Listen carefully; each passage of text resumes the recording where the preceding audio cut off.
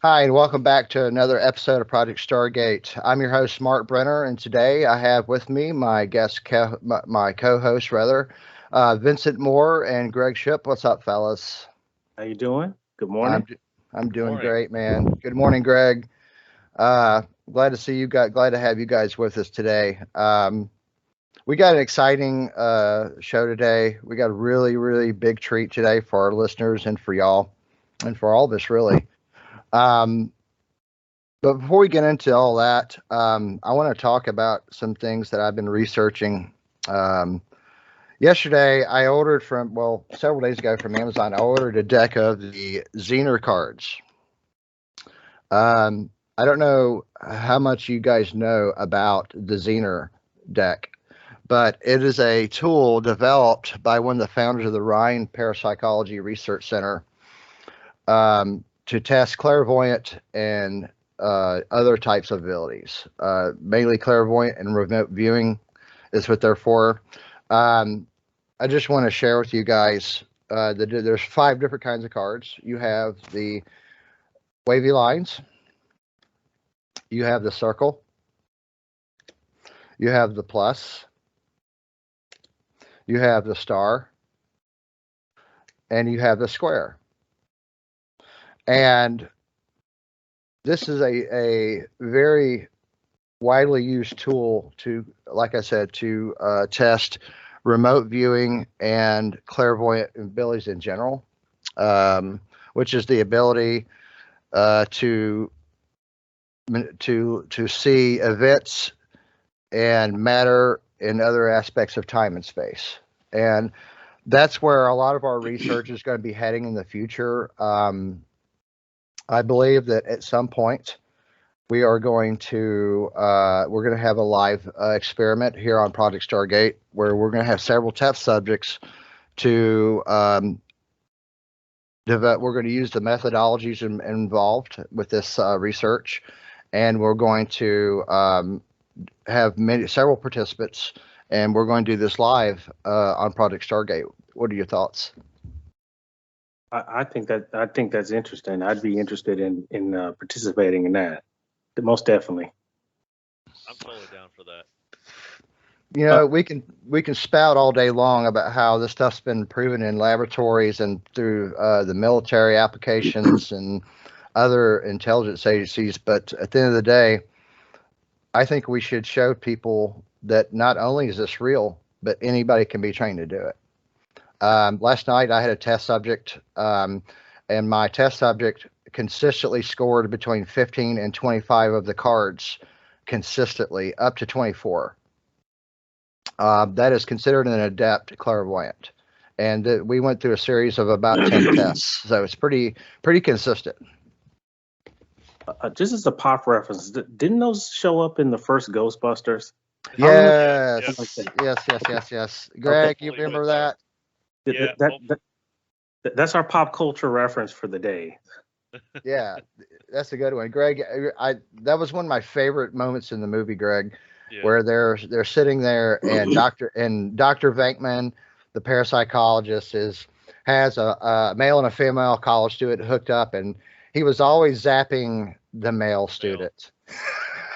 And the female student, like, she'd be like, And the saying male this student or was that. getting them right. Exactly. The male student was getting them right, but he was still zapping them. Yeah. Okay, so I've seen those before, but I never really quite understood what they were used for. Yeah, and that's what they are. It's not tarot cards. It's not an occult, whatever. It's a tool, scientific tool, and it is kind of a game in a way. I guess it's kind of fun to do. But it's a serious scientific tool for exploring and investigating this unique type of paranormal phenomenon that everybody's capable of. And in the future, here on Project Stargate Fringe Research, I think we should prove it. I think we should reiterate what the colleges, the universities, the UCLA, people like Dr. Barry Taff, people like Dr. William Roll, have pioneered this type of the Rhine Research Center. All these great people who've spent a lot of time researching this incredible phenomenon. So I think that's something that's definitely going to be coming down the pipeline sometime this year. Good. I look forward to that. I am too, man. But anyway, I'm really glad you guys are all with us. We had a great podcast, even despite all the technical glitches with Johnny Two Bear. It turned out to be a very riveting podcast and interview. We had a lot of really bizarre technical issues, which I apologize for to the listeners and to Johnny himself. But it was a joy having him on. It definitely. But anyway, gentlemen, today's guest, Ron Felber. Let's talk about him for a few minutes. You guys have had some time to research this author and his book, The Mojave Incident. I've read this book about 3 times, cover to cover. This is, it's hard to know where to start with this, but this is perhaps the most important book I've read about a case of paranormal phenomenon I've ever read. It's a lot of it has to do with the abduction phenomenon, but it's way more than that, as you guys have discovered. I'm just really excited that Ron is going to be with us here. We're going to bring him on here in a few minutes, but before we get into the meat of this guest, I guess you could say, I want to read an excerpt from his book. This excerpt is towards the end of the book, and the reason why I'm wanting to read this for our listeners is to set a stage to get a little bite of what's to come in this incredible story. So if you guys will bear with me just for a minute, I got a couple pages here. I just want to read an excerpt from this book. And it begins as this. As earlier agreed, Dr. Annixter and I switched places so that I would be able to ask questions. Would you mind now if Ron asked some questions he said, no, she answered. I began cautiously. Elise, did you think there were things that you don't want to remember? I don't know, she replies.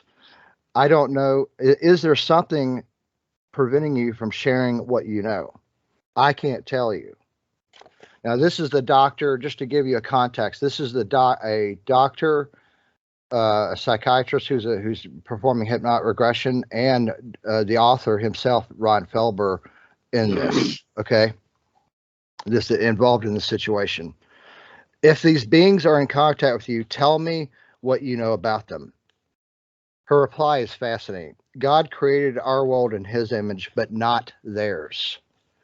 She croaked, or any of the others. Who are the others? Are there many different many different kinds of beings? Yes, different ones, different hybrids. And then, when do you think this communication will happen between aliens and humans? I don't know, she replies. In my lifetime? How long will you live? She retorted. The hairs on the back of my neck raised. In a normal man's lifetime? Our children's, she said at last. It was then I had the distinct feeling that I was in a chess match of words. Elise begun to take the satisfaction in the cleverness and sharpness of her responses. I tried a new tack, waiting for a moment for the dust to settle, then beginning again in a slower, more calculated manner. Are we being watched as a population regularly? Yes, she replies, by many different kinds of beings. Sent on missions from the One Supreme, she said, finishing my sentence. So she just went in and finished Ron's sentence right in the mid-sentence there. What does that mean? There's one supreme being that controls all of them. He sends missions here. They're not here of their own accord. This is like a president or like a god, she responded with crackling distinctness. What else do you know about the One Supreme? She answers, the beings could care less if they were here or not. She continued in the same clipped and militant voice. They're just following orders. I recouped. Where do I take this from here? I asked myself. The answer I came up with was to retreat back to perhaps the most poignant moment of the session. You talked about the universe and matter earlier. You said our universe ends where theirs begins. And I'm going to quote. She said in a different voice, I might add, a seemingly non-human, different type of voice during her regression session. Our universe ends when its matter stops mattering to us and starts mattering to them. Wow. What does that mean? I don't know. She simply replied. I find that very interesting. That comment that she made when Ron, the doctor, allowed Dr. Annixter, I believe is his name, started allowing or the author Ron Felber to ask some questions in the hypnosis session, and with that, but regardless, Ron Felber is an well-established author.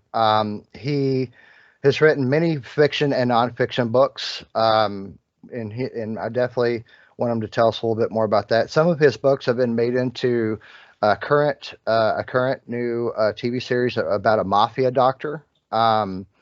And also, he's written, as far as his nonfiction book goes, the Mojave Incident, he's written that, of course. And he's written a couple other series of books that were, I think, made into a TV series, if I'm not mistaken, also in the past. But this guy also has a lot of certifications to investigate this stuff. He is a prior law enforcement professional. So I think he's very well qualified to approach this very unusual case and story. What do you guys think? Yeah, I agree. Especially, the research that I did. It's a really remarkable story. Like there was so many things happening in this story that it's hard to know even where to begin to ask questions, because there's so many things to tackle. And the thing that resonated with me the most is it really seems to touch on everything that we talk about in this project. I mean, it had elements of, UFO and paranormal and religious overtones, and I can argue that you would even get into the meaning of existence and what existence is. So it's just so many things that are tied into it. It was a remarkable story, in my opinion. Greg, what were your thoughts on this story? I was listening to Ron Felber tell a story on a previous podcast with Jimmy Church, Fade to Black. Absolutely riveting. I personally would have had goosebumps if I was in that interview. I would have loved to have been in that interview, to be honest, because just to see how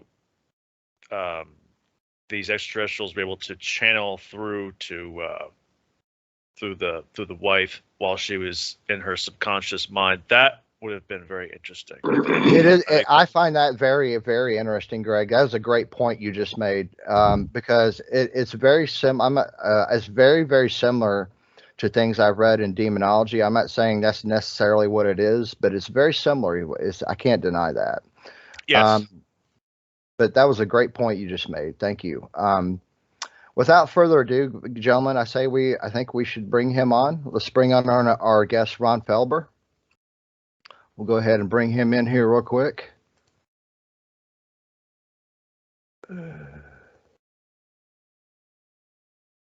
Here we go.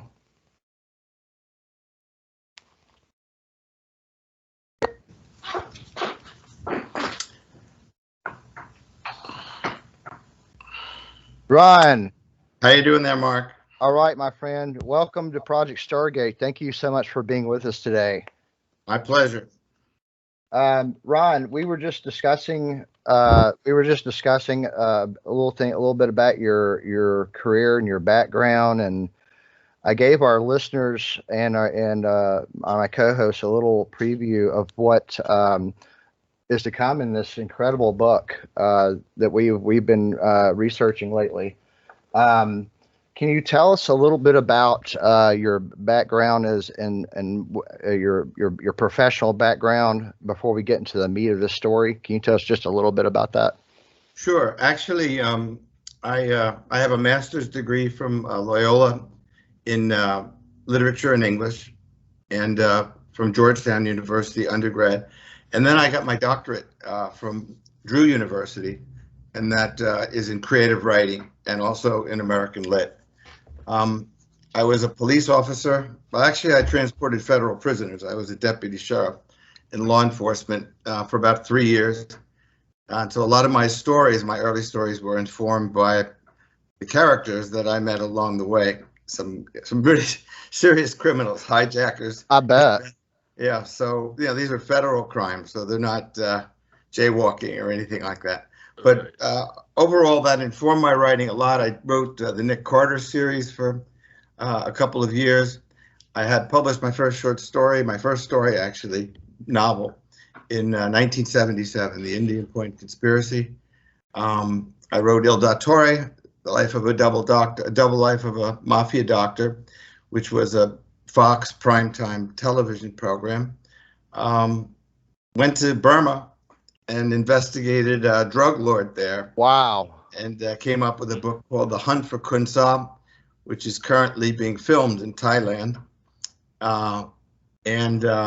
Let's see. And actually a brand new book that just got optioned. So things are hot popping. It's been a good year so far. Wow, sounds like you've been really blessed, man. And I definitely want to get into that new book. And I understand you have a special announcement about that book also. Maybe towards the end of our second segment, we can I'd like to get into that. Absolutely.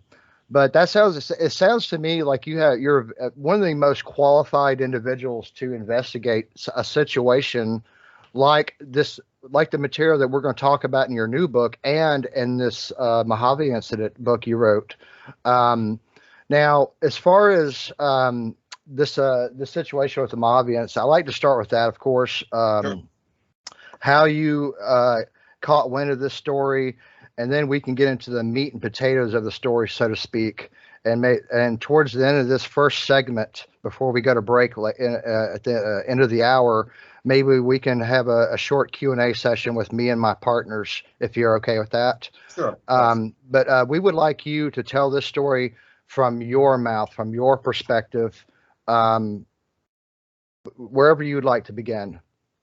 Okay, well, I probably should begin with how I got the story, and I was very fortunate. I was running a company at the time, and the company had quite a few salespeople scattered throughout North America. And one of them was a fellow named Paul Moran. And over the years, Paul and I became friendly, very good friends. So when I was out on the West Coast, we would have dinner and talk about business mostly, but just life in general. In the middle of one of the conversations, he told me about his best friend, and his best friend was a fellow named Steve, and Steve had an experience along with his wife, Dawn, that was startling, that really had changed his life, and that had left him kind of shattered. The story involved alien abduction and UFOs. And since he knew I was a writer, he asked me if that interested me. And at the time, really, I had no great interest. I was working on another book, and it wasn't something that I would normally write about. But he convinced me to meet these people, and I did. I went to La Mirada, California. We met, and I was so impressed with their credibility and with the depth and breadth of their experience that I felt like it had to be told. And so I started writing the Mojave Incident. Wow. Okay. So you met your friend and you got that He's passing on a story of an acquaintance of his.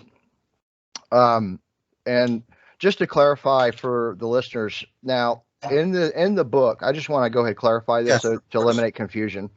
In the book, you have actually written two versions of this book. Yes. Mm-hmm. Now the original version, I believe, was called was it The Searchers? Yes, that's correct. Okay, and you wrote it, and it seemed to gain some popularity for a brief amount of time, and then years later it surfaces back up. Is that correct? Yeah. And you decided to rewrite the book. Yeah, I I updated it a bit. And to be frank, I used pseudonyms. The individuals involved going forward preferred not to be identified, and so I used pseudonyms. But for today's interview, I'll use Steve and Dawn Hess, which is their real names. Absolutely. In the Mojave Incident book, they were referred to as the Gifford family. And yes. I just wanted, but that's not actually their real name. And I wanted to clarify that for our listeners. Yes. So we can refer to them as the Hess family, as you suggested. Yes. Mm-hmm. But go ahead. Sorry. So anyway, I interviewed them at great length. I tape recorded the interviews because I wanted to be as detailed and as genuine as possible. So much of the book comes from face-to-face interviews. It also comes from doctor's visits. For example, I had them go to Washington, D.C. to meet Bernard Vitone, who was director of the Center for Psychiatric Disorders in Washington, D.C. So he studied them for a couple of days in terms of testing, in terms of interviews, etc. And this was to determine whether they were prone to fantasy or whether they suffered from some sort of neuroses. And what came out of it was they were not subject to fantasies at all, that they had a real and true experience that left them with many of the symptoms that a POW, captured soldier, might have if imprisoned in an enemy facility. So there was dysfunction in terms of insomnia, in terms of eating, in terms of sexual dysfunction. Just generally, this had shattered their lives.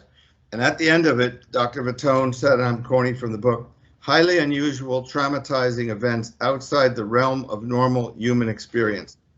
So he gave the green light for the second set of interviews, and I brought them then to Asheville, North Carolina, to Dr. William Annixter. And Dr. Annixter retrogressed them to the day and day after the experience. And so that was taped, and it went on. Actually, they were interviewed individually, so that stories could be compared. And what came out of it were some of the most alarming and shocking and chilling details you could ever imagine. At the end of it, Dr. Annixter said, "This was the most compelling case of its kind I've ever encountered," and said at the very end that he believed, after examining them and after Dr. Vitone's analysis and a polygraph test that they took, that these events had actually happened, and that every sign, every medical sign, every psychiatric sign would point to them as credible, sort of backbone of America kind of people, both college graduates, 2 children. Steve worked as a project manager in construction of large sites, shopping centers, etc. So these were not, like a person in, the middle of nowhere seeing a star that looks funny or whatever it might be. These were intense and with duration experiences that they both experienced and recounted in detail under hypnosis. Wow. Now, as far as the actual, where this story began, where their story began, their conscious story, I should say, this whole situation took place over the duration of up to 12 hours, I Yes. understand. Yes. That's correct. Steve and Don Hess, they wanted to go out for the weekend. They wanted to go, they had different ideas of what that was, of course. Dawn, she wanted to go out and go to dinner and maybe do a little dancing or whatever. But Steve, he wanted to kind of go hunting. Can you set the mood for that? Set the scene for that. Sure. So actually, you're absolutely right. What happened was Steve was a hunter, and the season before had missed a shot at a mule deer while he was hunting with his brother and his father. Now, you have a brother, maybe you know what this could be like. He gave him a relentless hard time about missing the shot. Yes. And the father was a little embarrassed himself. And of course, Steve, who was a very competitive fellow, vowed that he would go back next season and get that mule deer. So that was very much on his mind. In terms of Dawn, they had a 2.5-year-old, a 4-year-old, and she just wanted to get out of the house. And so it was time for her to kick up her heels a little bit, go out to a nice dinner, listen to some live music, and do some dancing and have fun. So what they did was compromise, and the compromise was they do both things. So they would take Steve's camper, and this was a camper, I'll describe it, with windows on the side and a window on the back flap that would come out and close the camper up. So they took the camper, and he brought his guns, and of course they had a change of clothes so that she could go dancing and be a little dressed up. They went to the Mid-Hills campsite, and the Mid-Hills campsite was someplace that Steve had been with his father and brother many times, and they never expected that this time of year, which was October, that it would be filled up, but in fact it was. So they were turned away. Mid-Hills campsite was entirely booked, and this left them in a kind of quandary. Because what did they do? Where did they go from here? So Dawn had some misgivings. Because the plan that Steve had was, well, let's go into the desert. We did what we wanted to do. We went to Whiskey Pete's, it was called, and they did their night out. So Mid-Hills, when they came to sleep, is filled up. He said, let's go directly to into the Mojave, to the site where I'll do my hunting, which is a very remote area near the New York mountains and Tabletop Mountain. So they do, but Dawn had misgivings. She had heard about drug deals going on deep in the desert, motorcycle gangs and murders and bodies being disposed of, and it gave her pause. So, and this is near Joshua Tree, right? That's correct. Okay. So Steve, convinces her this is not a problem. I've done this before. There's nothing to be alarmed about. So they camp out, and it's dinner time. Let's call it dusk. And they've eaten. They've had a couple of steaks. They had a campfire. They're sitting around stargazing, and Steve feels an eerie sensation, like somebody's watching him. So he turns to his right, and behind one of the smaller mountains, he sees a UFO almost peeking out at him from behind the mountain, and not very far away at all. So this sends a chill down his spine, of course, and I think the UFO darts back behind the mountain. So he's left with this sort of lingering image in his mind of this sort of terrifying thing, but it's no longer there. And certainly he doesn't want to tell his wife, who's already nervous about being there, that he just saw a UFO. That's pretty creepy, man. So this harkened back for him to when he was 12 years old. He had been fishing with a friend. The parents had been camping. They went fishing. The two boys went fishing and saw a UFO. Saw it in the sky, and it seemed to be coming closer and closer. So they dropped their fishing rods and run back to the campsite where their parents are. And of course, their parents are having a good time, and they don't want to be interrupted by two kids, particularly two kids that are telling them a UFO is chasing them. So they tell their parents, and of course, well, I'm sure you saw something, etc., and then get back to their discussion. So the boys are left, with this mental image that really suppressed for many, many years.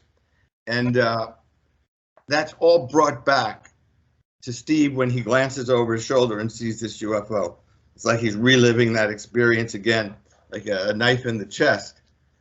So they continue, and they're roasting marshmallows and feeding, like they have desert rats, kangaroo rats they call them, and they were throwing bits of bread to them, feeding them, and it was kind of humorous to see them, clamor around the food, etc. And so they're doing that, roasting marshmallows. And then as it gets darker and dark, they start to stargaze.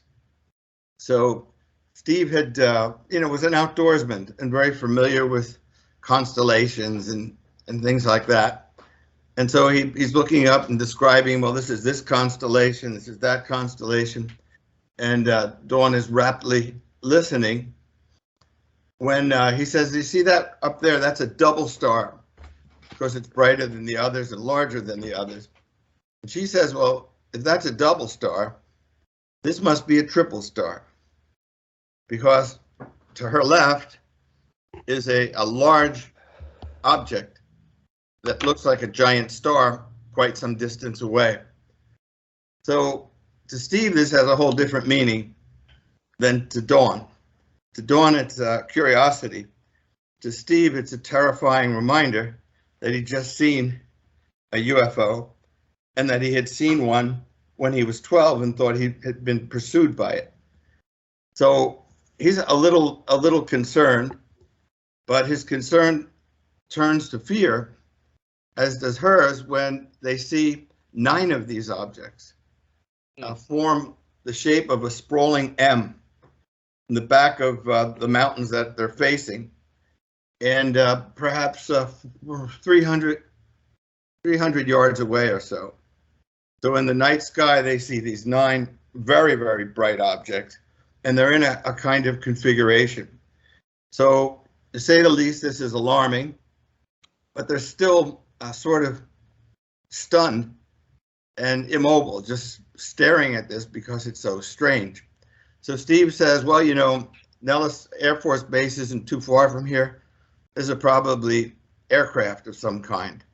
Right. And even Dawn, who doesn't know much about aircraft or the military, says, I don't know about that. Look at how uniform this is, and they're stable, not like they're moving.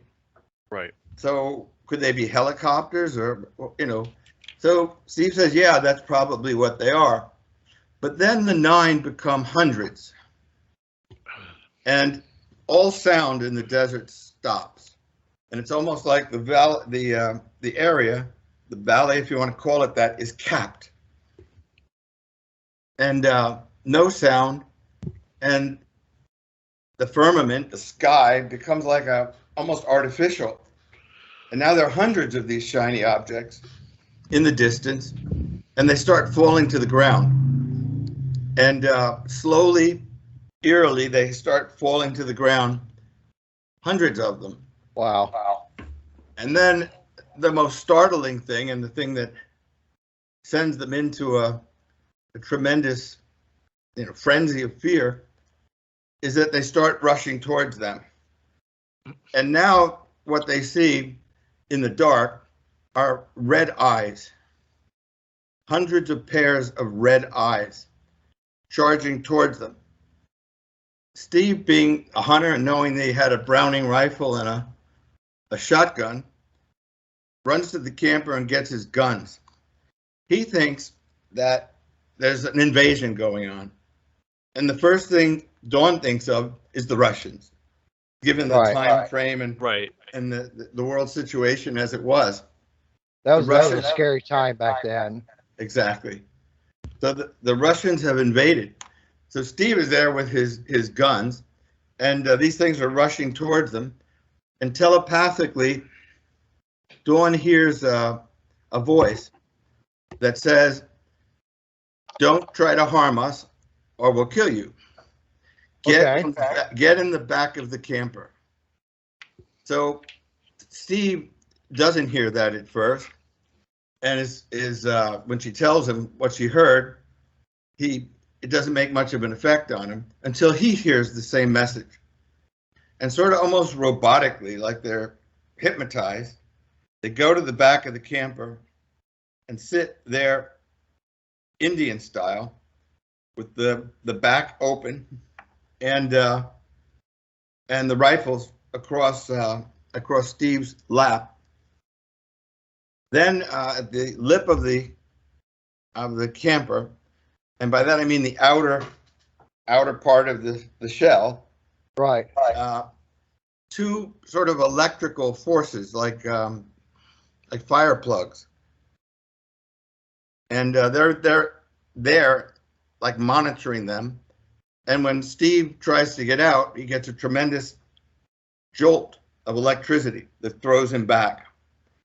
So he tries again, at least with a hand, and feels the same jolt of electricity. And I guess if that happens more than once, you know you're not going to get out. And so literally they're trapped in the camper with the windows here and the back open. And what they see then is a gigantic UFO. And it caps the valley, as I mentioned. And really it becomes visible because of their perspective. And now the valley isn't just capped, it's capped by a huge UFO. So when I asked, what size was it? What did it look like? It was staggering to me and almost unbelievable until later I saw how things fit together. He said this was the size of like an aircraft carrier.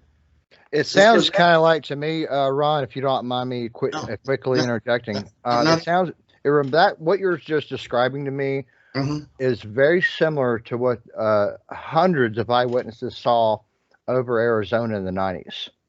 They described this as a bigger than an aircraft carrier, this object that was silent, and it seemed to be, some described as a delta-shaped object, but they said that it covered the sky from horizon to horizon. It sounds very similar to what you're talking about. Yeah, absolutely. So, to me, this was unbelievable. I mean, and how do you know somebody's lying or not lying? It's because they tell you the truth, even if the truth doesn't sound credible. Otherwise, they just make it say, "Oh, it was like 30 feet in diameter," and say, "Oh, okay," and move on to the next thing.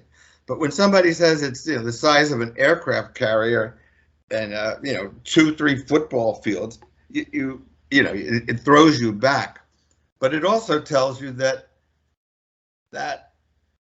between that and the detail that they discuss, it's absolutely true.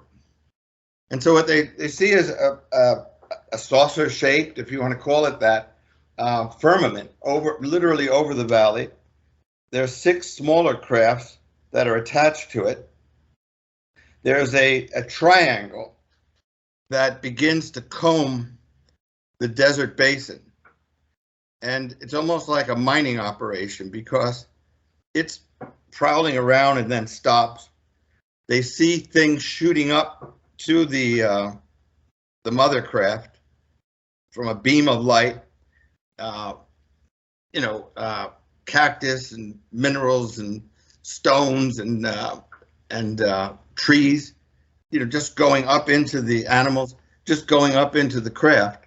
Wow. And this thing is combing the desert basin, and they get the strong impression that it's some kind of mining operation because now there's a stench, a really strong odor that they describe like burning tires or sulfur or phosphorus. Like if you lit a bunch of matches, there'd be this, but heavy. And they hear this drilling sound. They can actually feel a vibration in the truck because the ground is trembling with this sort of drill or whatever is going on. So that's why they thought of it as a mining operation. In the meantime, these red eyes that had been coming at them are there. And they describe them as sort of dwarves. They say that their heads the size of a cat with red eyes, that they're like monkeys almost, but malevolent. Malevolent. There's no question about that. And these things are on their camper. They're in the trees. They're everywhere. And they're in a kind of frenzy. And around about now, they feel like they're going to have a heart attack. And they start recounting to one another, tell me exactly what you see. And then Dawn would describe it. Tell me exactly what you see. And so they compared notes to make sure that, you know, that they weren't hallucinating, that they were awake, and that this was actually going on. And they pinch each other. They pinch each other to make sure that this is reality.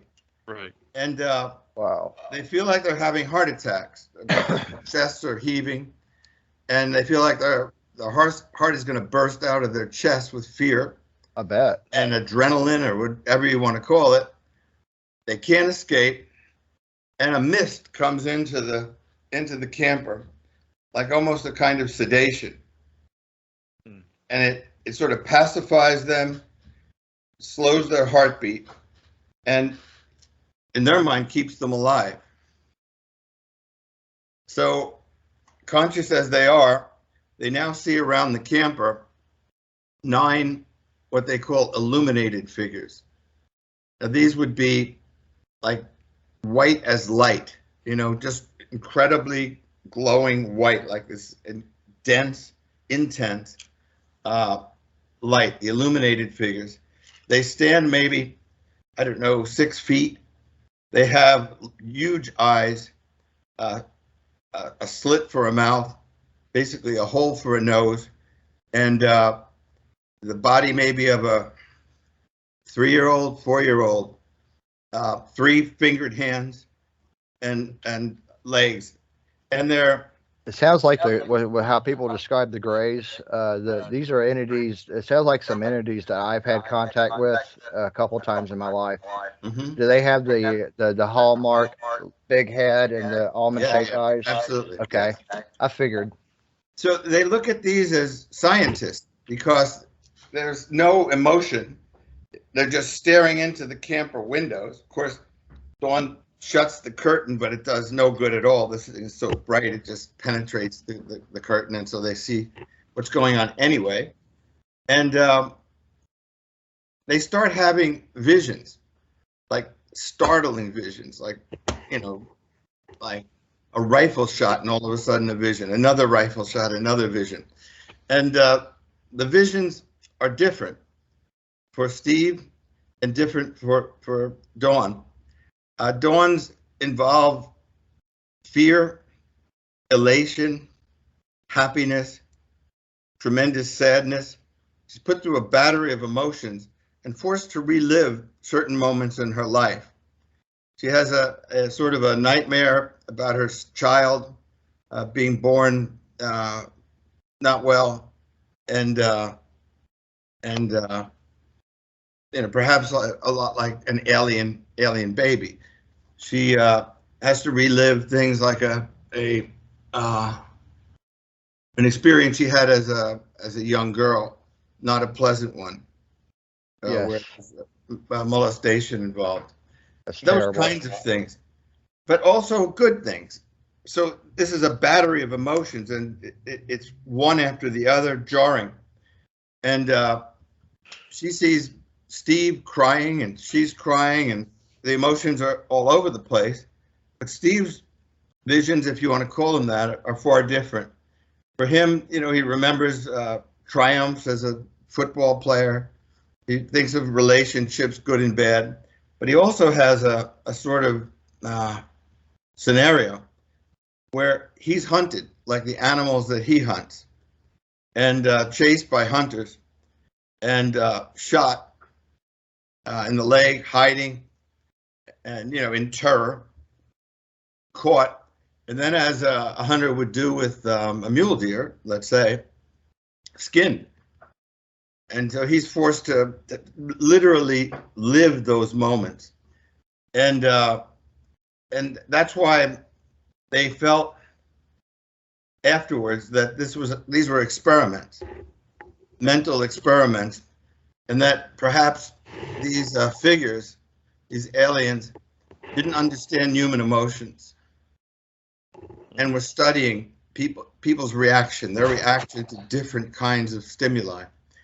And so basically, they feel another thing. They feel all of these things withdrawing, and that, of course, they're incredibly happy. They're elated, but just as soon as they start receding, they come back again in force. And so it's it's an incredible trauma to think that there's this relief, and then to realize that it's just a game, that it's more intense than it ever was. Around that time, there's a third entity, and this is what they call a comforter. And this is what gives the story a sort of religious connotation. And this being is definitely feminine, and out of the clouds emerges a sort of angel.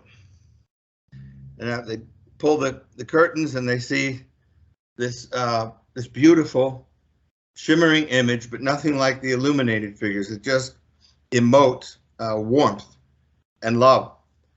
And this comforter, this angelic presence, tells them not to worry, that their children, who they were very afraid were hurt or injured in some way, would be okay. They are okay, and that they would come out of this alive, and they wouldn't be harmed any further. So that they're relatively calm. Dawn thinks, prior to this, that they had died and were in hell. To show I can imagine that. Sort of the gravity of this, the mind-bending terror, and they both get very sleepy, and they remember the truck almost being cut out, the ground around them almost being cut up and being lifted into the mother craft. Okay, I want to stop you right there if you don't mind, Ron. No, not at all. This is a good place to stop, because in our next segment, I want to talk about what happens on the craft, and then I also want to talk about your new book also. Sure. But before we go to break, we got a little bit of time before we go to break. I'd like to stop. This is a good point to stop for, and we had for some little bit of Q&A from me and my partners. I want to kick this off by making two comments that I noticed in your story. No, the first comment I want to make, you described the Don and Steve described a smell of a strong smell of sulfur.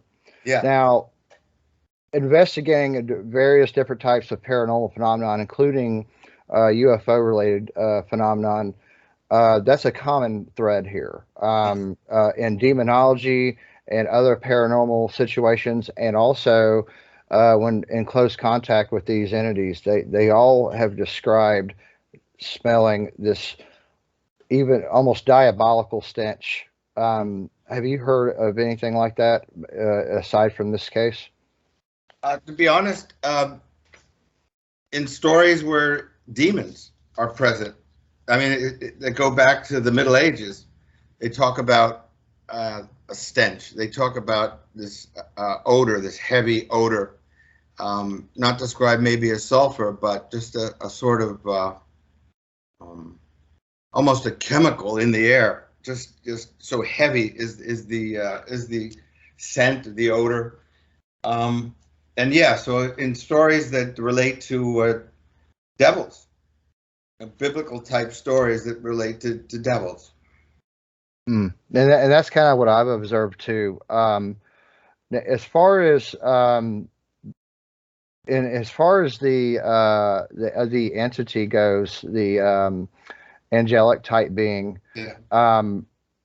they believe that entity, whatever that apparition, if you will, that they saw, was angelic in nature. I just find that very interesting. How, if that's true, then one of my working theories, which I've discussed with my partners at length, is there may be some sort of connection between the angelic type beings and the ETs. I think that in some way there might be some sort of collaboration here. And your story, I was working on this before I started reading your book again. It was almost like a synchronicity. I was reading another guy's book that wrote a book about this subject, and I'm just piecing these pieces of the puzzle together. I find I can't help but see a possible connection. But Vince, I want to hand this off to you, my friend. I want to hand this off to you, Vince, and then to Greg, and before we go to break. Yeah, I really have two questions. So you talked about your law enforcement background, and my dad was a sheriff's deputy, so his mind tended to be very analytical. He had a large bullshit meter, things like that. So yeah, as you were investigating the story, or even from the time that you heard about the story as you're investigating it, how did your law enforcement instincts react to the story? Like, did it, were you skeptical at first and then you became more convinced as you heard more evidence, or, is this something that you felt that you had to investigate? Because, a lot of you law enforcement types are investigators too. So you find a mystery, you want to solve that mystery. Yeah, all of that's true. And my first thing was, because I didn't know these people, it was just a friend. But this friend of mine, was a very credible guy. He worked for me. He was one of the best salespeople, and it was a technical kind of sale, by the way.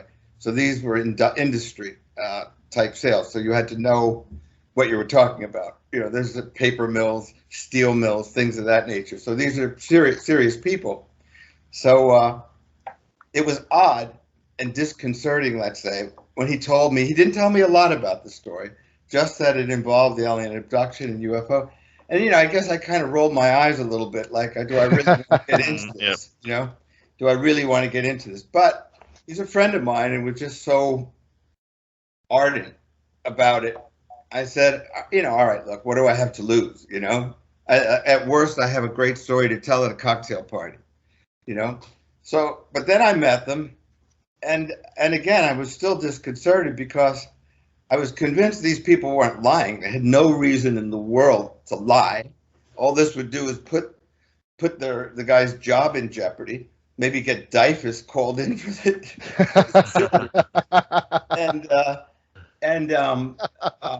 Just the kind of position he was in, it would just undermine everything he'd worked for. Also, they didn't want any publicity. They didn't want to tell the story at all, except like me, they were convinced that this meeting between me, a writer, and them would be sort of healthy for them, maybe cathartic somehow. Right. But then I said, look, if I'm going to do this, I'm going to do it right. I don't want to waste my time because I have other projects I want to pursue. So if I do this, I'm going to do it right. So I had a roommate that went to medical school at Georgetown. So he went to Georgetown Medical School. So I hadn't talked to him in years, but I got his number and I called him.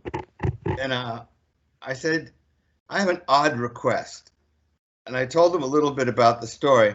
I said, I need to know the best doctor you know of for analyzing whether somebody's neurotic or reliable, competent, etc., to verify this story. So he gave me the name of Dr. Bernard Vitone, director of the Center for Psychiatric Disorders in Washington, D.C., set up an appointment. And, Vitone, they're scientists, really.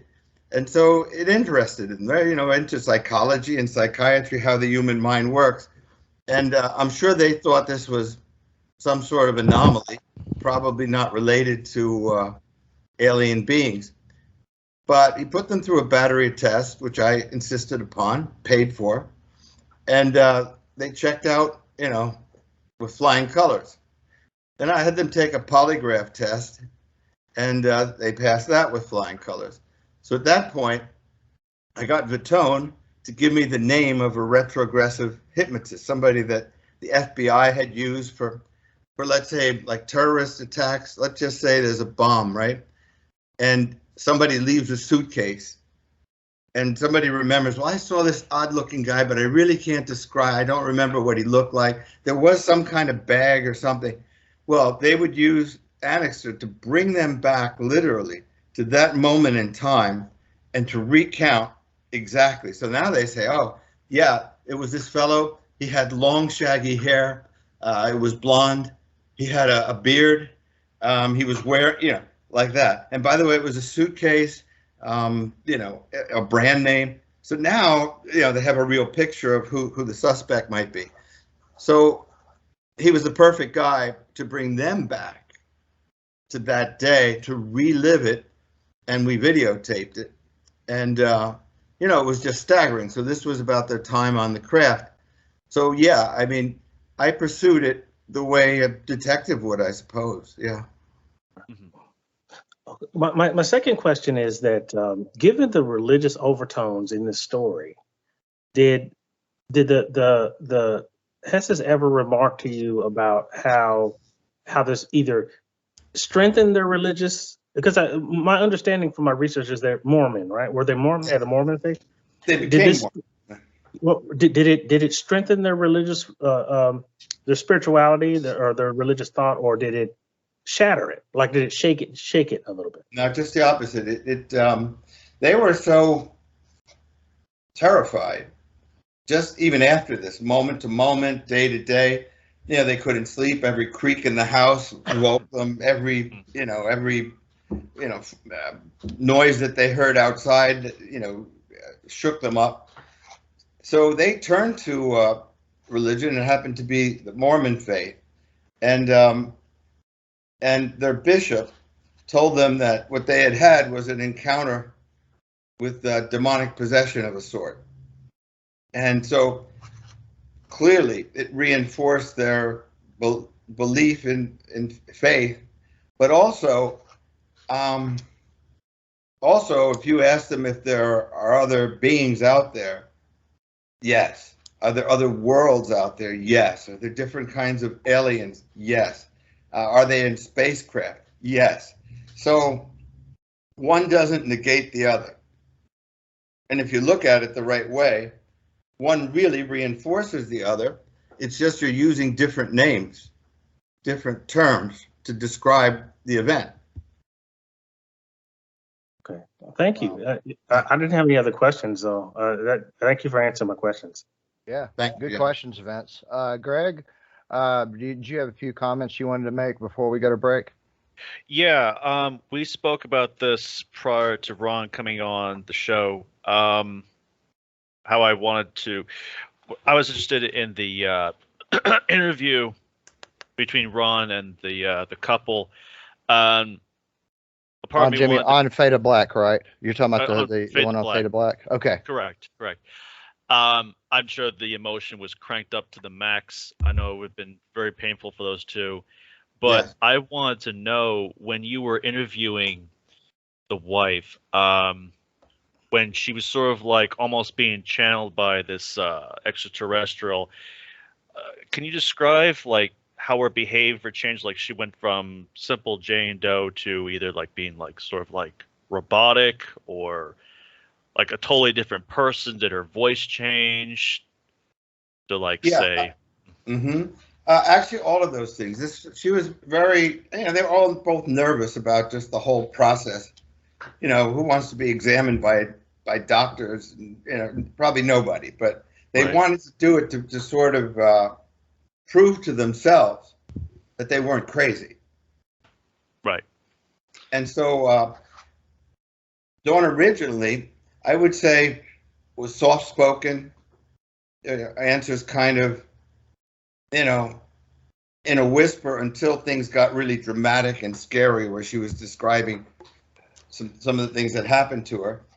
But clearly, when she was saying some of the things, which I think we'll get into in the second half, this was like somebody else talking, and the intricacy of the language was amazing, because I still look at some of the things she said now and say, this isn't the way a normal person would talk because it's too intricate and very, very specific. No uhs or ahs.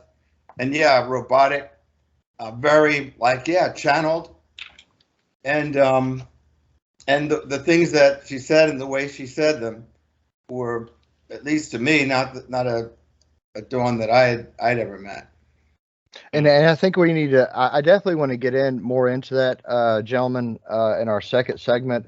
What happens after they're brought from the point where they're brought onto the craft to the point to the unusual phenomenon in their house to the hypnosis sessions. I want to get into that in our next segment, and also I really want to talk to some degree about your new book, and I understand you got a pretty cool announcement on that as well. But I think this is a good time to take a break. But when we come back, we're going to talk about those things. I want to urge all of our listeners to check out Ron Felber's website. It's www.ronfelber.com, all lowercase. You are listening to the Mojave Incident with Ron Felber on Project Stargate Fringe Research. We'll be right back.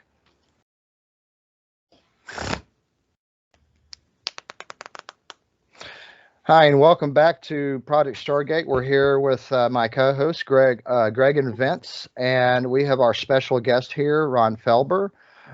Before we took our break, we were talking about the conscious events that Steve and Don Hess had experienced and that they can recall consciously, including they witnessed what appears to be an apparition of an angelic type entity of some sort. This story is getting really fascinating and terrifying at the same time, but that's not the whole story. There's much more to the story than what's told already. And both during the duration of almost 12 hours, where they had missing time, most of that. Ron, what happened during that time that they were missing? Well, you know, I could tell you, but I think it's best told maybe from their standpoint.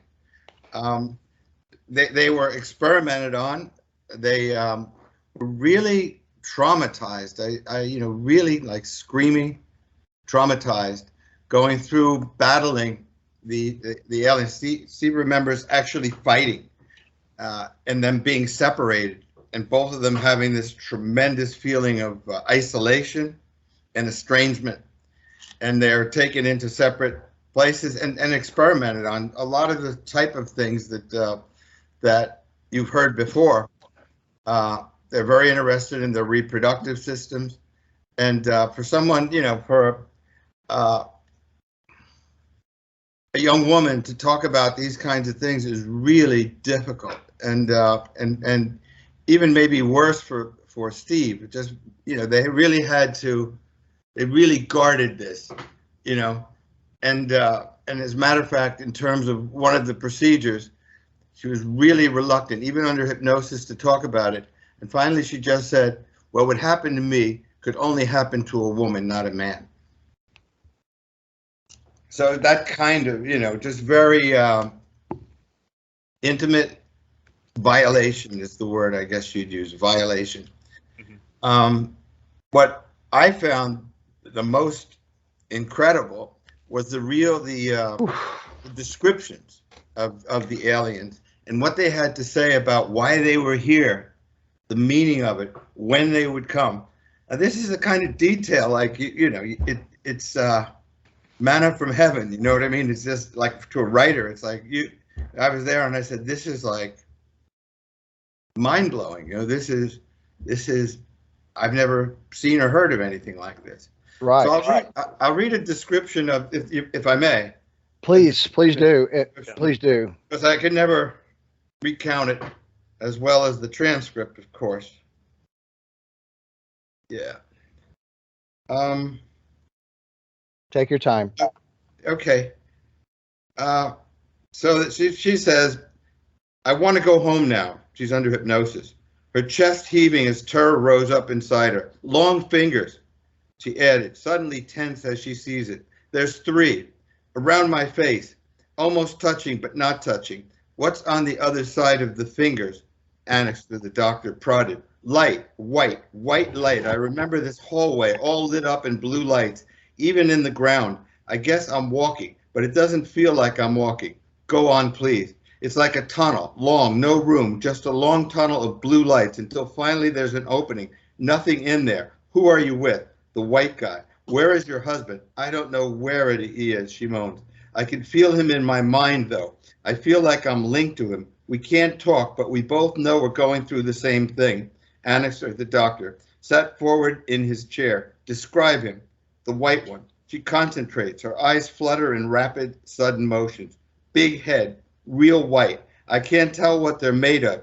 Like skin so translucent, it glows. But you can't see veins and things. She's strained to see. I guess he's wearing a shiny covering, too. I don't know what kind of material that is. She hesitated. I see something on his chest. It's like an arrow, just the top of an arrow, insignia. What else? Just 3 fingers and a thumb. Really shiny, long, she elaborated. And then with fear and distaste, I just hate his eyes. So dark, you can't even see them. Can't see the parts like our eyes. They're big, then go skinny at the ends. That tiny nose, practically just 2 holes. Little tiny mouth, but I don't think there are teeth or even lips. A little chin, no hair. Skinny body like a 5-year-old's, almost my height. What happens at this point? What does he say or do, if anything? I'm supposed to just lie on the table. It's okay. She thought for a moment. I don't know why he keeps looking in my eyes. He puts his fingers on my face just like he did at home that time when he burned me, she explained. He just moves his hand about 5 inches from my face, then goes down to my body, the length of it. Please continue. I'm not supposed to remember anything else. I only remember when they want me to. Were you told that? I don't know. How do you know when it's right to remember? I don't know. If you have some way of knowing when it's all right to remember, what does it feel like? The words spewed from out of her mouth like poison. Control. Wow. Yeah. Now, right before I brought you on, Ron, I read the passage to set the tone for our listeners. I started on page 205 at the bottom at 12:17 p.m. and then I went through where she's talking about where their space begins and where ours ends. That blew my mind. Blew my mind too. I read this book and I could not put it down. Like this whole book, I've read through the book a total 3 times, and as masterfully written it is. This right here was just so mind blowing, and the question comes to mind: are these beings, that this being, whatever it is, was speaking through her? And I can't help but wonder: is this being truthful with her, or is this being telling her what fits their MO and narrative? Well, that's a great question, but I think if you put it in context, my feeling is that these messages are meant to be told, that these messages are meant to be passed along, and even as reluctant as they are, somehow or another, this book keeps resurfacing, and this message gets out. It does. It most certainly does. And literally, it's almost self-contained. It's not anything that I do or whatever, but invariably, this comes back, and people are very interested. And whether they're reluctant messengers or not, the message is there, and I think it's meant to be told. The story is meant to be told. Yes, and the story doesn't end with all that. Some incredible, just mind-blowing paranormal experiences happened in their home. When they got home, they saw their parents, and what happened then? Well, I've got 2 experiences that happened afterwards, and I think, as I mentioned, they are beside themselves, really, with just anxiousness and fear, insomnia, etc., no appetite. The interesting thing, again, that makes it so real to me is Steve just talks about just no interest in his job, no interest in anything. She the same. It's like if you talk to somebody that walked on the moon and they come back, I'm sure there's a feeling of tremendous sorrow and emptiness in a way, because how do you explain to somebody what it's like to walk on the moon? And after you walk on the moon, what are you going to do that's better than that, that's more important than that? You know, that weighs up against it so that you want to have interest in it. That one experience absorbs you. And that's pretty much the way this was. It's kind of like, it kind of sounds, the way you're describing it, it sounds kind of like, I'm a veteran. Vince is a veteran too, by the way. When I remember, I can only speak for myself here, but when I transitioned from Army life to civilian life, I had a really difficult time. I had a lot of depression. I had some issues that I wasn't aware of at the time, which kind of manifested later in my life. But I can understand what you're saying in a different context. But pardon my interruption. Please continue. Yeah. So here's one of the things. And this happens at 2:53 a.m. in their home. A scream rang out from the children's room where Tom Jr. and Zoe were sleeping. Elise was the first to enter. She flicked on Dawn was the first to enter. She flicked on the light instinctively. Since the inception of their trip to the Mojave, she had lived with the morbid fear that something horrible was about to happen to little Thomas. Now she stopped at the entrance to the room with her husband, watching in awe and horror as their child stood sound asleep in the center of the room, spinning like a top. "You sons of bitches," she wailed, running to him, then scooping him up in her arms. "You think you can do anything you want, but you can't. You don't dare touch our children. Leave my child alone." Already Steve was beside her. "It's okay, it's all right now," he was saying as he guided them back toward the bed. Tom Jr., cradled in her arms, was only now beginning to awaken. "Mommy, what's wrong?" "Nothing, dearest, nothing. Everything's going to be fine," she soothed, laying him back in his bed, her heart still hammering. "Now you just go back to sleep. Everything is fine now." Dawn backed quietly away from him as his heavy eyelids dropped. She joined Steve, who stood watching from the doorway, then flicked the light off. But the moment she did, the boy leapt up suddenly in the bed. "Don't turn the lights off." What? But why?" she asked, stunned. "Because when you do, the little monsters come." She sighed. "Thomas, there are no monsters." "But there are, Mommy, there are," he insisted. "They're short and ugly, and they have red eyes." Wow. Yeah. I'd lose my shit. If I was a parent and that was happening to, because a lot of this stuff, Ron, and I'll throw this idea at all of you actually. There are some cases where like Travis Walton, that seems more like an isolated incident. Because to my knowledge, he hasn't really been vocal about about having any other experiences. Yeah. But then a lot of these experiences seem generational. It's almost like a generational curse. Yeah. Just want to add that thought in with what you said. Well, there's another thing that happens, and I'll read that to you if you don't mind. Please. It was 4 weeks later, in the dead of early morning, that the dreams recurred. They were having these horrible nightmares with an intensity unlike any of the others. In his, Steve saw himself back in the camper, trapped and screaming, while the illuminated creatures encircled him. He was screaming, but there was no sound. And then he saw a flashing image. It was of a long, narrow tunnel with lights running along the sides. But then it was gone again. And then he saw a being who was all white, the color of the tunnel lights. Again, he saw a flashing image, and it was of several beings like that. They were trying to restrain him. Then the vision was gone, and only the first figure remained. The being is 4 feet tall. He wears a white, luminous uniform with an upturned arrow on the chest. He has no facial features, no mouth or lips, only slits. He passes directly through the wall. He stands behind the headboard. He stays there, passes 3 long fingers over Dawn's face, over and over. Steve can only see the hand. He opens his eyes, and directly above him is the face of the white being. "You're dreaming," he hears the voice say. Then he looks to Dawn's face and sees the burn marks its fingers have left. "Hey, wait a minute," he says aloud. "This is no dream." He turned to Elise and gasped. He was awake. He knew he was awake, and Dawn had the burn marks all over her face. Dawn's eyes opened. The expression on Steve's face scared her. What is it?" "Go to the mirror," he urged her. "Go to the mirror now."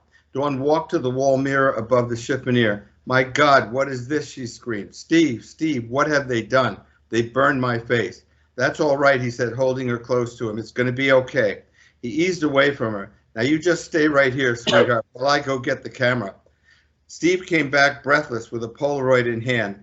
Dawn was horrified, hysterical as he snapped photos one after another, still trying to calm her and himself as he clicked away. Just take it easy. Everything's going to be okay. Flash. He sucked for air. That was him. Flash. The tunnel with lights. Flash. He and 3 others are who I was struggling with. Flash. That night in the desert. Flash. Tom took 5 photos of the burn marks on Dawn's face that morning. When developed, they showed the marks resembled patterns and symbols. A thunderbolt on her right, and on the left, the imprint of 3 distended fingers wrapped around her face from behind. Later that morning, he awoke to the sound of Dawn sobbing hysterically as she stood before the full-length bedroom mirror observing the burn marks on her face. Neither had any recollection of what had occurred hours earlier until hypnosis. Like Dawn, was shocked to discover them. Look at what they've done to me, she wailed. Look at what they've done to my face. Steve walked to her. He touched her right, and then her left cheek, studying the peculiar marking, so clear yet so inexplicable. And here, she raved, waving the 5 photos in his face. Look at these. Steve flipped through the photos, Polaroids. He shook his head incomprehensibly. Did I take them? You must have, she hissed. You must have taken them this morning, but look, the photos are blackened. They made us forget again. Don't you see what they're doing? Mm. Wow. So what's strange, I would imagine, the oddest thing is to have this terrible feeling that something bad has happened to you, but have it be a total blank, just that feeling. Yeah. And trying to imagine what might have happened is maybe worse than what did happen. Wow. I think why don't we get into a little bit of Q&A on this? The first thing that comes to mind, the question I have as far as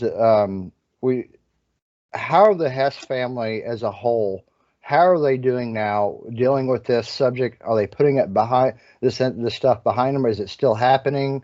What do you know about that? Well, you know, I haven't been in contact with them regularly. I just haven't. I have talked to them, spoke to them. I did an interview with them, I think maybe a couple of years ago, and we talked then, you know, at some length. They want to put this behind them. As a matter of fact, their bishop, as I mentioned prior, told them this is not something you want to make money on. This is not something you want anything to do with. It happened. It's over. Move on with your life. And I think that's really what they've tried to do. They haven't given any interviews since. And, you know, I think probably they prefer if the story was just not there anymore.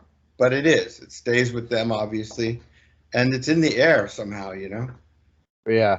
My hope and prayer for that family is not only are they able to move on, but maybe through faith, because I've seen faith work miracles and stuff like this. What I'm hoping is maybe that not only are they able to put it behind them, maybe the phenomenon that has harassed them and hurt them. Yeah. Maybe they've found a way through faith to get it to stop, because it does happen. Yeah. Vince, did you have anything? Well, I was really struck by the quote that Mark read before, talking about, you know, our universe ends where theirs begins. That to me was the most cryptic and yet in your face kind of statement.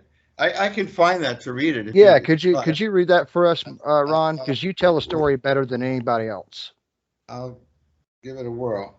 Thank you. Here's the quote, and I'll read it in context. Okay. So she's being interviewed by Dr. Annixter.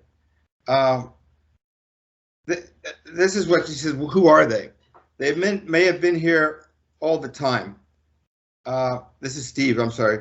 They were from other planets, but are more spiritual now, a power and a force. And why do they want to make contact? To deliver a message that the world needs to be as one, that if there's war or massive destruction, they will intervene. So then he asks what else, and she sort of draws a blank. Then he says, Dawn, do you have any idea what these beings want or why they're here? It was odd watching her spring up in her chair, suddenly animated and alert. Her voice, rather than soft and emotional, took on a new cadence which was clipped and direct, quite unlike her. They want to make contact with the population. We're specimens, imperfect like the human race. When we're ready to communicate with them face to face, then possibly the world will be too. Her actions, such as edging forward in her chair at the moment, seem mechanical, as did her voice. They have to study our reactions so they know how to approach us. They don't have emotion like ours, so they need us to teach them. They need to understand humans. Do you have any sense of who they are and where they've come from? There are 5 galaxies. Theirs is the next closest. In order for all 5 galaxies to work together one day, they have to start, and they're starting with us. So we'll be united galaxies. What else do you know? I know where the universe ends, she said, rattling the words off in staccato fashion. Is that something you can put into words? Now there was no denying something incredible was happening. Quote, our universe ends where theirs begins. Our universe ends when all its matter stops mattering to us and starts mattering to them. Needless to say, everyone in the room just looked at each other like stunned. But it's such a cryptic, but such a well-worded prophecy, almost biblical, and clear. You know, when this earth stops mattering to us and starts mattering to them. And then I asked, when will this happen, this communication? And she goes, I don't know. Then I said, well, will it be in my lifetime? She looks at me dead in the eye and says, how long will you live? Then I say, will it be in my children's lifetime? And she said, yes, it will be in your children's lifetime. Jeez. Well, given that recently we've had like the government acknowledging that we have, UFOs and these things are real. Do you think that these words actually might warn of a bigger things to come, bigger implications to come, particularly for our society and our world? Would you say? No question. As a matter of fact, in addition to saying, that this would happen in my children's lifetime, this contact, this open contact, she said that they were desensitizing us gradually. So if you look at like the first UFO reports, these grainy pictures taken over the Himalayas.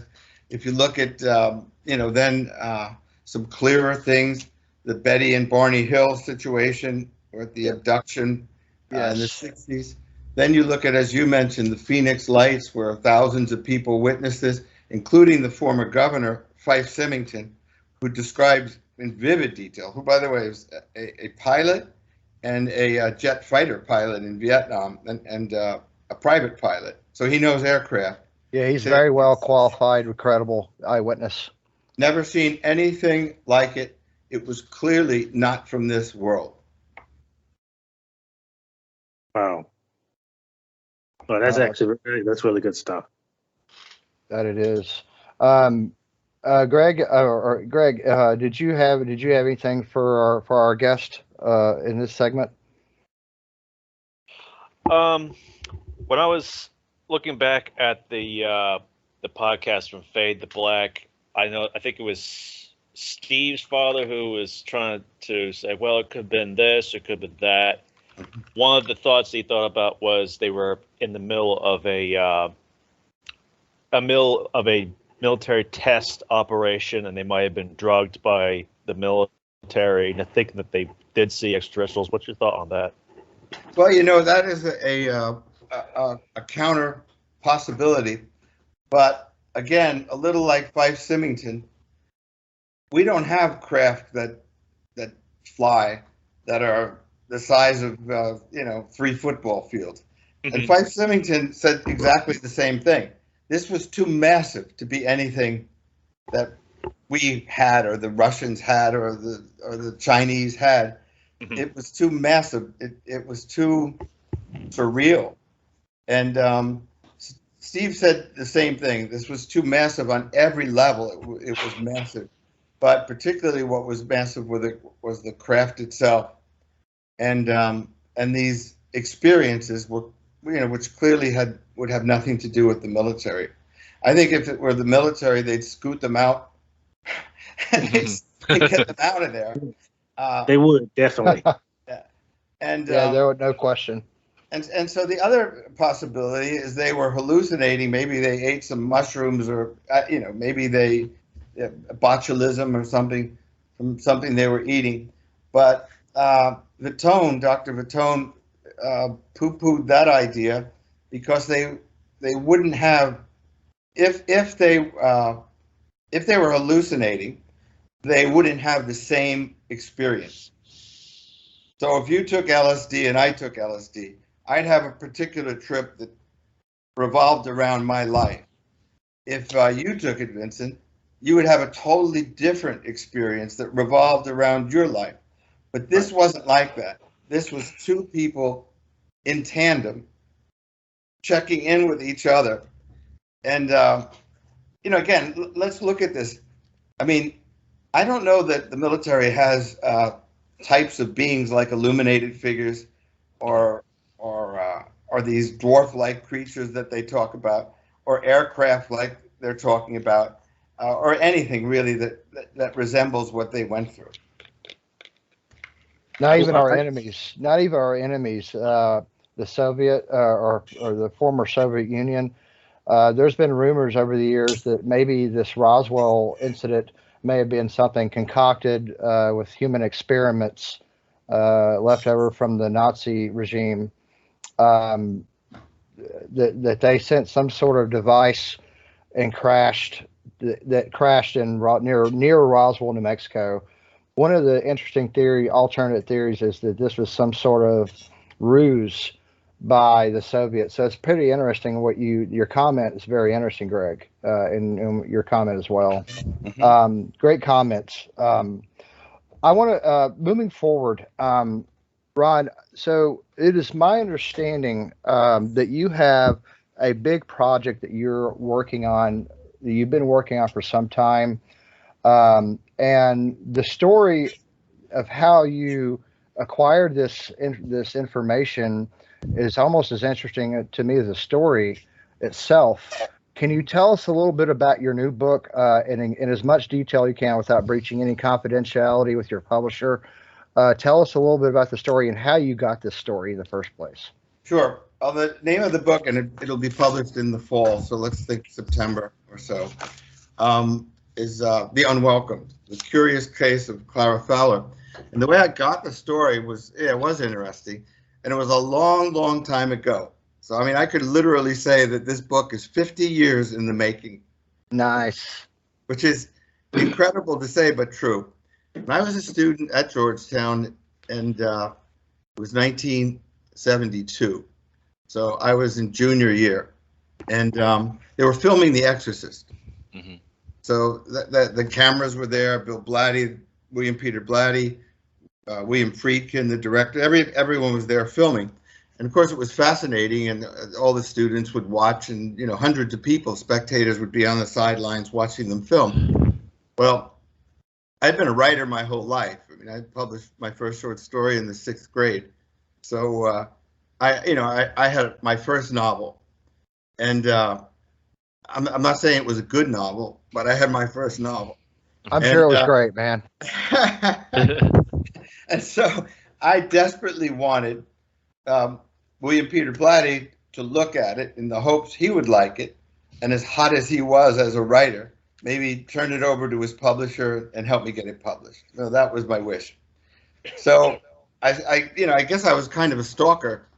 So the term might not have been invented then.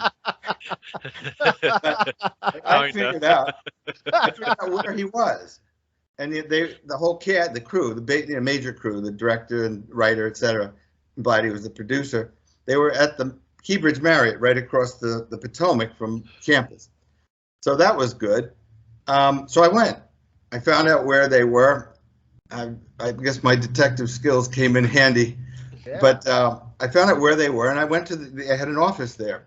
So there was a secretary, and I said, this is a book for William Peter Blatty. I'm a student.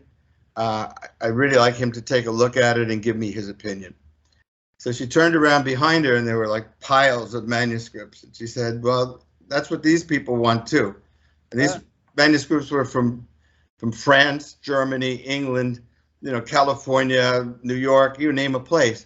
Right. So it didn't look too promising. So finally I said, look, I'm asking you a favor. I'm here. They're not here. And I'm here in front of you. I said, tell Bill Blatty that I'm a writer like he was in junior year of the university that he went to. I grew up in Newark, New Jersey. He grew up in the Bronx. I came here on scholarship. He came here on scholarship. We're very similar. We're very much alike. I said, just tell him that and ask him to read my book.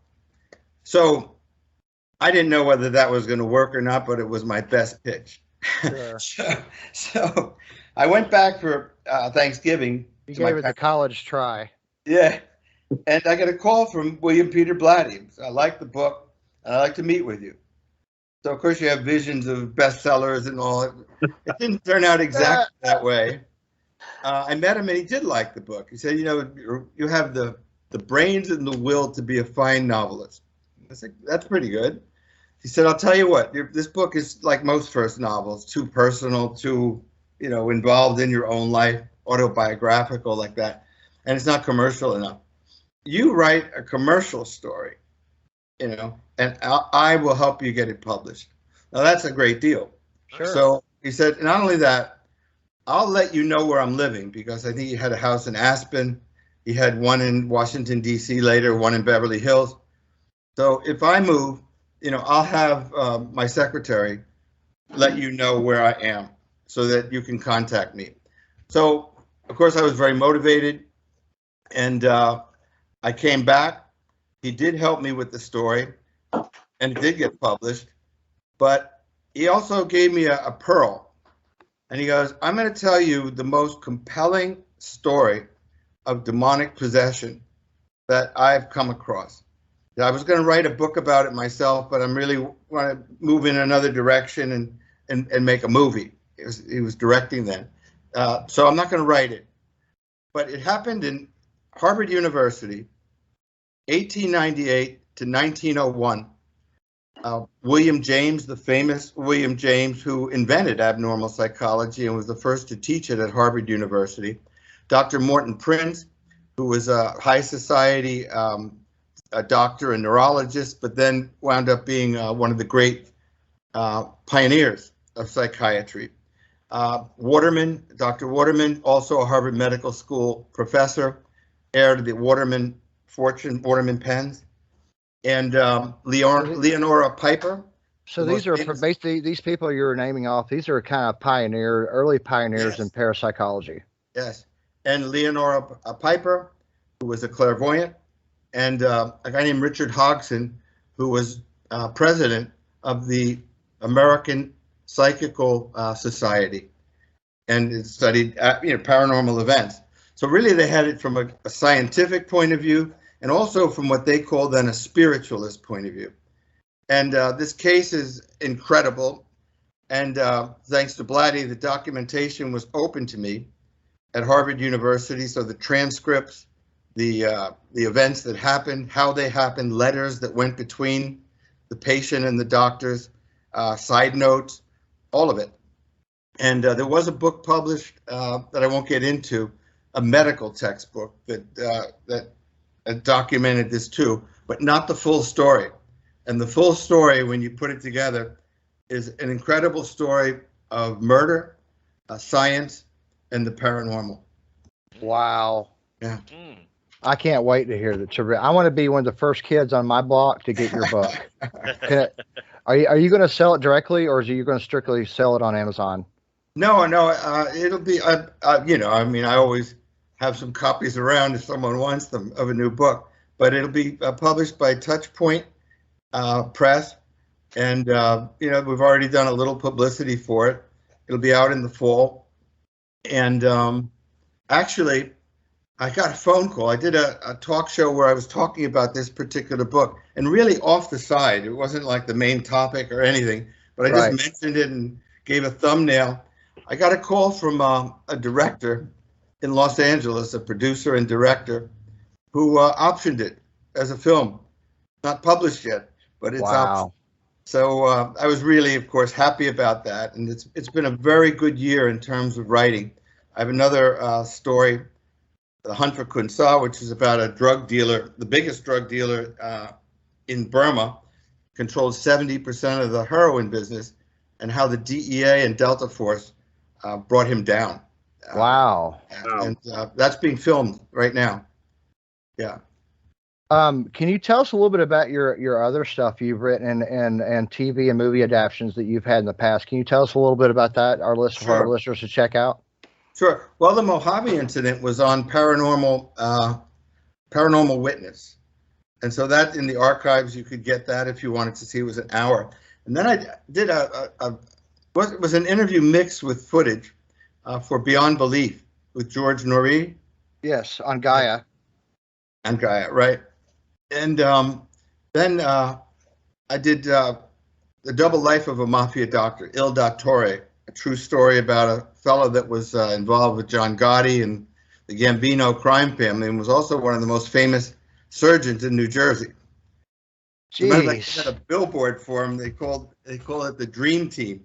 So he and 3 other surgeons, and this was at Valley Hospital. So he, fortunately, I was very fortunate, gave me his story, which I wrote, Il Dottore, The Double Life. And then Fox Primetime did a series called The Mob Doctor, which ran for a couple of years. And so, that's pretty much what I've been up to. Wow, that's incredible. So I know you got this new book you're working on that's going to be published soon. We got a possible movie in the works here, it sounds like. That's really big. Is there anything else you're kind of working on, or is it top secret? No, I think, I really don't want to give too much away on the book, but it's a stunner. And the ending is something you couldn't invent if you wanted to. Just, wow. They say truth is crazier than fiction, stranger than fiction.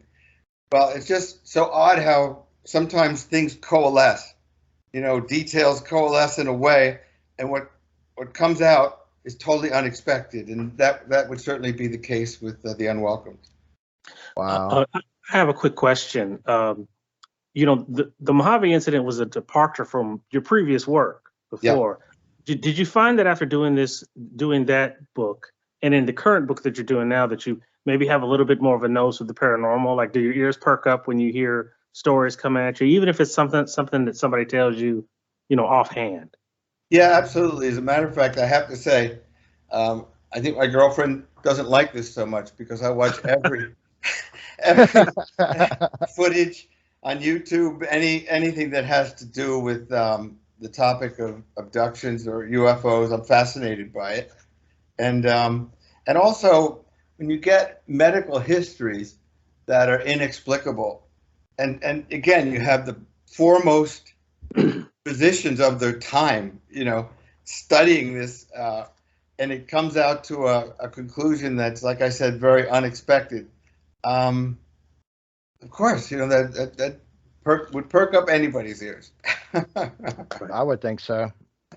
I would definitely think so.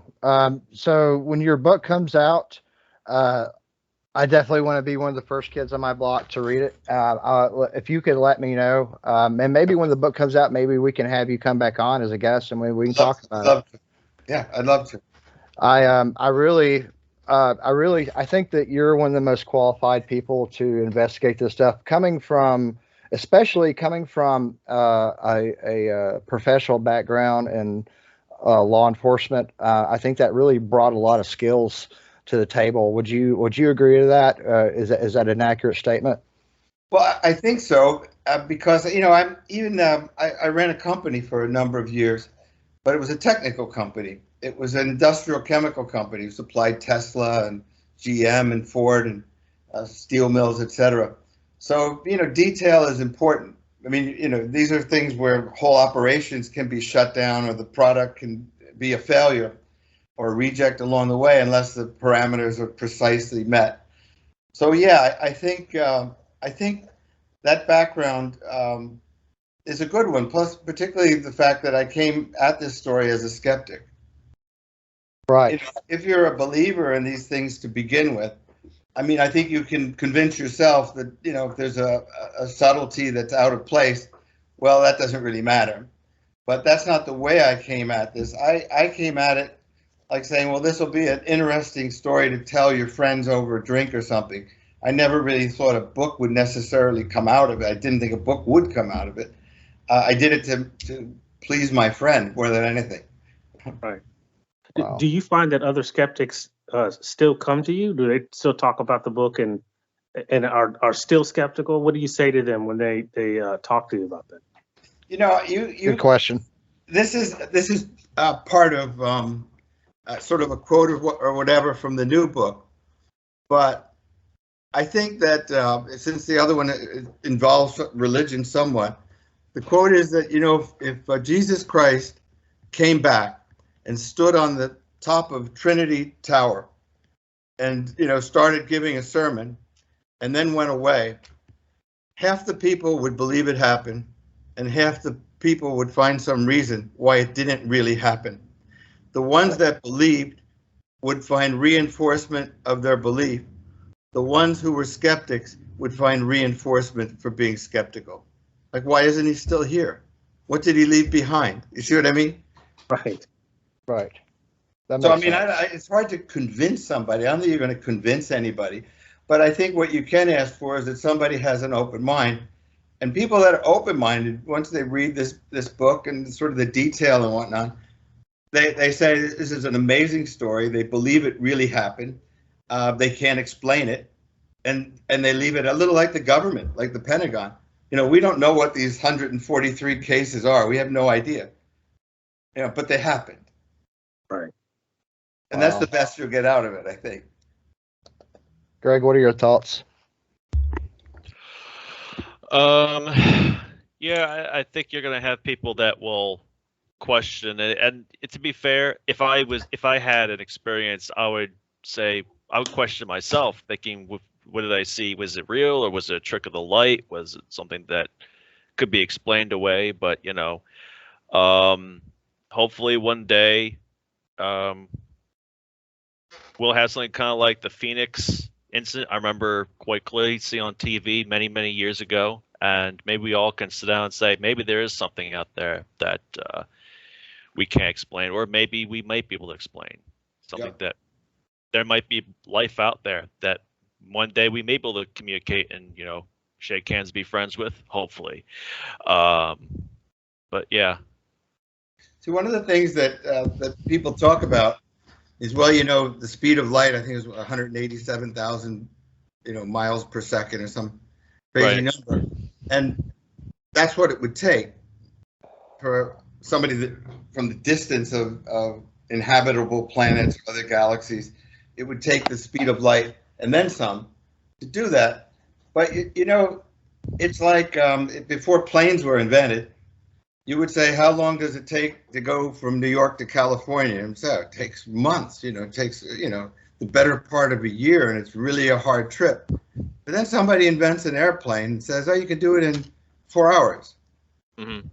We're at the stage where we're looking at it from a point of view that isn't necessarily the way it is or will be somewhere else. So these limitations are self-imposed. Right. I mean, my answer would be, what if you could go the speed of light? Well, then you could do it. Yeah. Well, maybe somebody did. Maybe it's not so difficult as you think, or maybe it's not as impossible as you think. Right. Maybe, yeah. So, I mean, all of these things, flying. How about reattaching limbs? I mean, if somebody reattached the limb of somebody with microsurgery, 100 years ago, they think he was a god. Yeah. Well, Arthur C. Clarke said that technology to someone primitive, appears as magic. So, there you go. That's happened throughout history. Yeah, sure. Right. Sure. I mean, we're speaking through a screen right now. If we took this technology to Or 200 years ago, people think we were wizards. Yeah, exactly. Isn't that amazing? Like, let's just say there was a guy and his wife was very far away, and he said, "I'm going to let you talk to your wife." I can't talk to my wife. She's in Kansas City. I said, "Oh, if you can, here, come over here to this computer screen." This guy it would blow his mind. Right. Wow. By the way, there's another analogy that I heard. I hope I can remember it properly. So there's this frog in a well, and he spends his whole life thinking about what's it like outside this well. How can I get out? And one day he contrives a way to get out of the well. He looks around him, and his brain blows up. Because all his world is this cylindrical thing called a well. Right. So when he sees what reality is, it's overwhelming. I think we're like that. Mm-hmm. When I think we might be getting out of the well too, so to speak, because we're having these revelations about things that we can't really explain or beginning to become explained. I'd say. Mm-hmm. Mm-hmm. Yeah. Absolutely. But the more we see, it seems like the more we get closer to answering something, or the more, or if we do find an answer to something, more like 10 more questions pop up, and that's that's one of the reasons why I feel so fascinated with parapsychology in general, because the experiment that I did last night with the Zener Cards, my test subject scored consistently between 15 and 24 out of 25 cards. So there's something to this. These applications have been used, and by my colleague Dr. Barry Taff, who's been on our program last year, and as well as many other people. I find this really fascinating. I think we need to keep plugging along and put these pieces of the puzzle together. Ron, you are an important piece of this puzzle. Vince, you're an important piece of this puzzle. Greg, you're an important piece. The more of all of us that we put our minds together, even if we don't agree with conclusions, the more we're going to learn from one another. I think that's very important. Absolutely. Yeah. Ron, I just can't tell you how much of a joy and a pleasure it's been to have you on our program. When you after you finish your book, at some point, we'd love to have you come back and talk about your new book. I'd love to do that as well. I had a great time. It's very interesting. So thank you. It's been my pleasure. I'd say, as a reader, Ron, I wanted to say too, I'm going to go back and look at your other books too, because they sound really interesting. I looked on your website a little bit, and I'm going to go through some of those. So, well, thank you. Thanks very much. I think you'll find some of them interesting, as you say. As far as that goes, Ron, what do you prefer as far as our listeners who want to purchase your books? What's the best way to purchase those and to check out your website and stuff? Yeah, I think the easiest way is Barnes & Noble website or Amazon website. It's on all of them. All of my books are on those. And then there's others. There's other ways. Of course, a local bookstore, which certainly is my preference. But there aren't so many local bookstores anymore. But maybe Barnes & Noble, brick and mortar. If it's not there, just ask them to order it, and you'll have it in a couple of days. Wow. Thank you. Well, this has been I really appreciate, Ron, you being with us today. This has been a riveting interview, and I appreciate your time, and keep plugging along, man. Thank you, Vince and Greg, for being with me as well today. You're listening to the Mojave Incident with Ron Felber. This is Project Stargate Fringe Research. We'll see you next time. Thank you, guys. Thanks. You. Thanks.